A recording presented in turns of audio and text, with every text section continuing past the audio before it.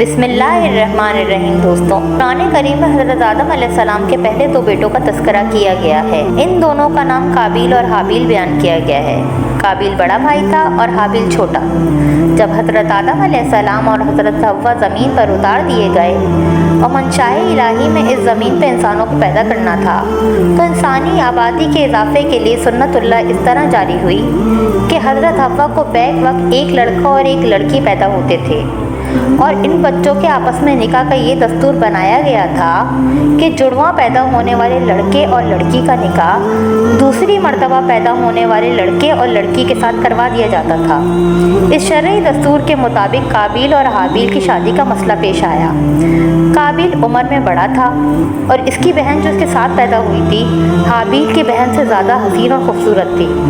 काबिल ये चाहता था कि वो अपनी बहन से खुद ही निकाह करे और दस्तूर के मुताबिक हाबिल को ये मौका ना दे जो उसका शरई हक था। तो हज़रत आदम अलैहिस्सलाम ने वही इलाही की हिदायत के मुताबिक ये फैसला दिया कि दोनों बेटे अपनी अपनी कमाई से अल्लाह की बारगाह में कुर्बानी पेश करेंगे।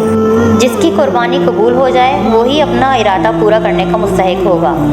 उस ज़माने में कुर्बानी पेश करने का ये दस्तूर था कि किसी बुलंद मुकाम पर अपनी नज़र और कुर्बानी रख दी जाती, आसमान से आँख नमूदार होती और इसको जला देती थी। यह अलामत नज़र के कबूल होने की समझी जाती थी।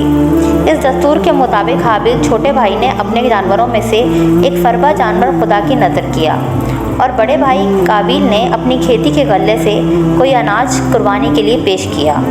जब दोनों ने अपनी अपनी नज़र एक बुलंद पहाड़ी पर रख दी तो आसमान से आग नमूदार हुई और उसके छोटे भाई हाबिल की नज़र को जला दिया और काबिल की नज़र वैसे ही पड़ी रही। अल्लाह का फैसला जाहिर हो गया कि हाबिल हक पे है और काबिल जुल्म और नाहक पर। लेकिन काबिल ने अल्लाह के इस फैसले को कबूल ना किया और अपने छोटे भाई हाबिल का दुश्मन बन गया। बुग़्ज़ और अदावत ने काबिल को इस हद तक पागल कर दिया कि वो अपने हक परस्त भाई को कत्ल करने की फ़िक्र में पड़ गया।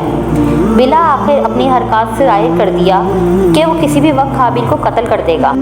हाबिल को जब इसकी इत्तला हुई तो वो इस गुनाह के तसव्वुर से काम किया और अपने तक़वा और नेकी को बाकी रखने के लिए अपने जालिम भाई से यूँ मुखातिब हुआ, तेरी जो मर्ज़ी हो वो कर गुज़र, मैं तो इस गुनाह में ख़ुद को मुलव्वस नहीं करूँगा।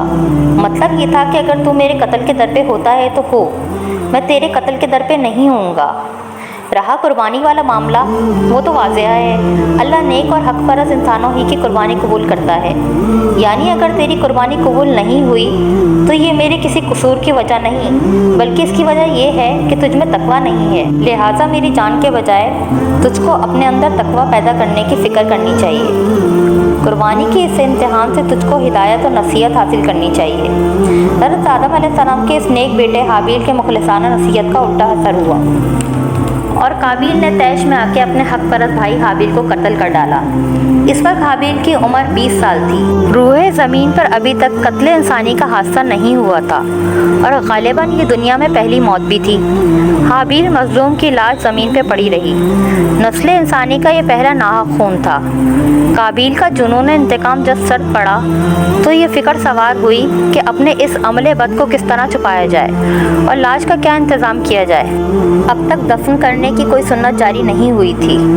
काबिल अपने मजलूम भाई हाबिल की लाश को अपनी पुश्त पे लिए फिरता रहा। कोई तदबीर समझ ना आई। जब थक गया तो अल्लाह ताला ने दस्तगीरी फरमाई। एक कव्वे को देखा तो वह ज़मीन कुरेद कुरेद के गड्ढा कर रहा था। उसके बाद एक मुर्दा कव्वे को उसमें छुपा दिया। काबिल को एहसास हुआ कि मुझको भी ऐसा ही करना चाहिए, लिहाजा ज़मीन खोदकर इसने अपने भाई की लाश को छुपा दिया। इसी तरह मुर्दा जिस्म से छुटकारा पाया। इस अमल के बाद अपनी कम अक्ली पे अफसोस करने लगा कि मैं इस कव्वे से भी गया गुजरा हूँ जो अपने जुर्म को छुपाने की अहलियत भी नहीं रखता। अफसोस मैं एक हकीर जानवर से भी कमतर हूँ और मुझ में इतनी अकल भी नहीं है। उसके बाद उसकी अकल जाती रही और बदन सियाह पड़ गया और इसी हालत में वो फौत हो गया।